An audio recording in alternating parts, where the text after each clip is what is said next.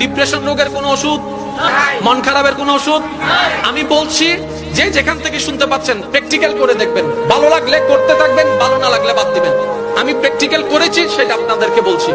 যখন আপনি দেখবেন আপনার মনে বেশি পাথর জমে আছে, আপনার দুঃখ কষ্ট বুঝার মতো কেউ নাই, আপনার চোখের পানির মূল্যায়ন দেওয়ার মতো কেউ নাই, আপনার দুঃখ কেউ বুঝছে না, আপনার কষ্ট কেউ বুঝতেছে না, আপনার আশে নেই পাশে নাই নাই নাই কেউ নাই, আপনি যখন খুব একা মনে হবে, আপনার দুনিয়ার কষ্ট যখন আপনাকে চেপে ধরবে, আপনি কিচ্ছু করবেন না, শুধু একটা কাজ করবেন, যাই নামাজটা পিছিয়ে ডাইরেক্ট সিজদায় চলে যান, ডাইরেক্ট সিজদায় চলে যান, কপালটাকে ঝুঁকাই দেন, নাকটাকে ঝুঁকাই দেন, হাতটাকে ঝুঁকাই দেন, নিজের অস্তিত্ব বিলীন করে দেন, চোখটা বন্ধ করে সিজদার মধ্যে চলে যান।